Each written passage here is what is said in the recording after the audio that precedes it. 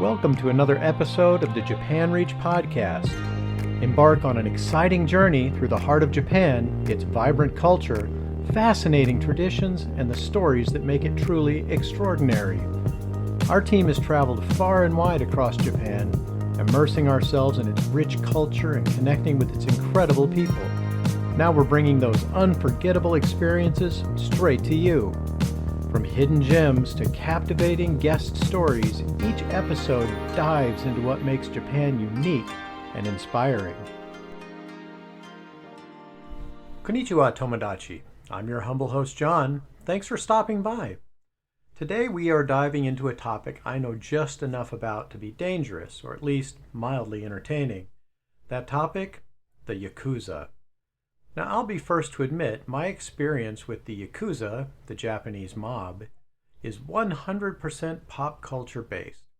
The first time I ever saw them was in an old school martial arts flick I rented way back when, The Street Fighter, with the legendary Sonny Chiba. Total classic.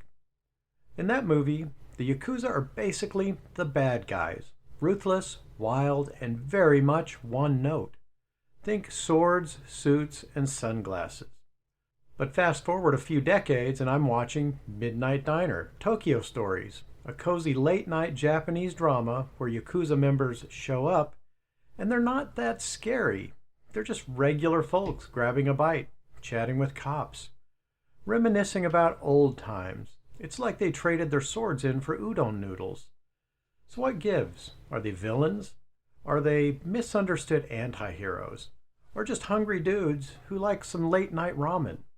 Let's take a closer look and try to untangle the mystery of the Yakuza without getting on anyone's bad side, of course. Japan is a rules-based society. But as in any society, there are always people who decide that rules are for other people. These men, later known as the Yakuza, didn't start out as the katana-wielding tattooed mafiosos you see in movies. No, their origins are far more humble and maybe a little bit weird. The Yakuza trace their origins to the 17th century. One group, the Bakuto, were gamblers. These guys would pop up in small towns, set up dice games, and relieve villagers of their rice money in exchange for losing streaks. Think of them as a traveling casino, except the house always wins, and you might also get stabbed. Then there are the Takaya, peddlers who sold questionable goods like fake medicines, miracle tonics, and perhaps a genuine samurai sword made from leftover cooking pots. They set up at festivals and markets, hawking their wares with all the charm of a used car salesman who moonlights as a magician. These two groups were far from respectable, but they did develop a code of honor. They protected locals, kept rival gangs at bay, and most importantly, were incredibly well dressed. If you're going to run a shady enterprise, at least you want to look good doing it, right? Yakuza literally comes from the worst possible hand in a traditional Japanese card game called Ochio Kabu. Yakuza 893, a total of 20, is considered a bad hand because it results in a score of 0, making it one of the worst possible hands. So the name basically means worthless or useless hand, and in the context of the Yakuza members, it means worthless or useless person. So as you can imagine, members of the Yakuza don't refer to themselves with this name. Instead, they call themselves Ninkyo Dantai, which translates to chivalrous organization or knightly organization. In this context, the Yakuza present themselves as adhering to a code of honor and justice, sometimes engaging in charitable acts, like later-day samurai. After all, no one wants to be worthless. One thing the Yakuza are famous for is their epic full-body tattoos. We're not talking a little butterfly on the ankle. We're talking entire backs filled with dragons, koi fish, and angry tigers. These tattoos, called erizumi, were a badge of honor. However, in Japanese society, tattoos are frowned on as they are heavily associated with Yakuza. And also, if you have a lot of tattoos, they're a great way to make sure that you never visit a local public bathhouse. an onsen, as tattoos are not allowed. Another charming Yakuza tradition is Yibutsume, the fine art of slicing off parts of your finger when you mess up. Forget to collect protection money, lose a gun, step on your boss's pet turtle? Time to say goodbye to a pinky segment. I suppose that repeat offenders eventually run out of fingers. Despite this gruesome tradition, the Yakuza pride themselves on being sharply dressed.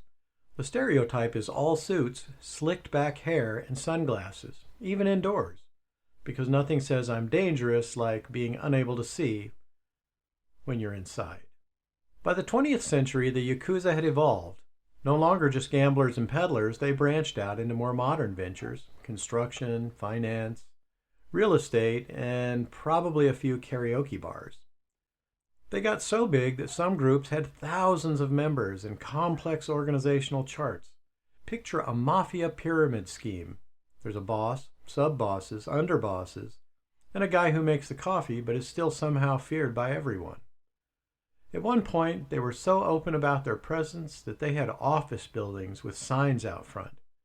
It was like walking into a dentist's office, except instead of cavities, they handled out arms smuggling and racketeering. The Yakuza have always been a little odd. During natural disasters, they've been known to send in relief trucks, hand out food, and rescue stranded civilians. It's the gangster equivalent of robbing a bank, then tipping your getaway driver. People were understandably confused. Were these guys criminals or oddly benevolent uncles with neck tattoos? In some cases, they tried to improve their images. They hosted charity events, cleaned up neighborhoods, and no joke, handed out candy to kids on Halloween.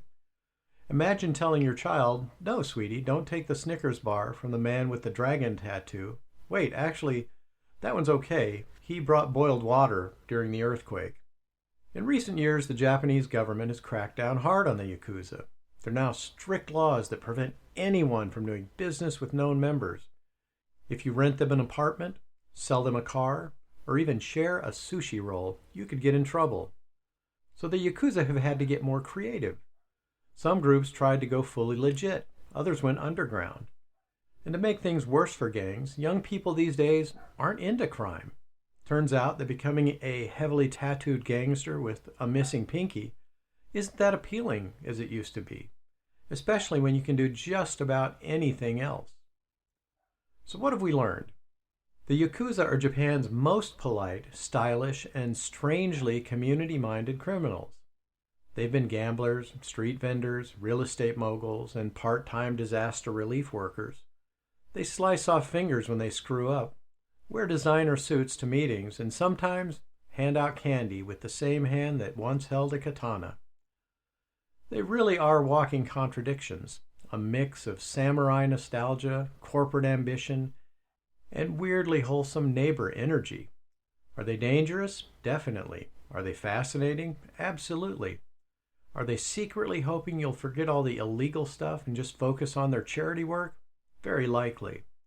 Just remember, if you ever visit Japan, admire from a distance, and maybe don't ask too many questions about that super friendly guy in the three-piece suit with a missing pinky.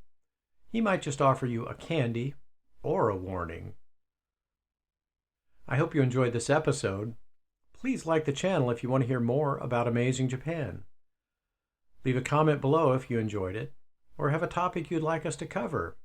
Until next time, God bless and Jamata.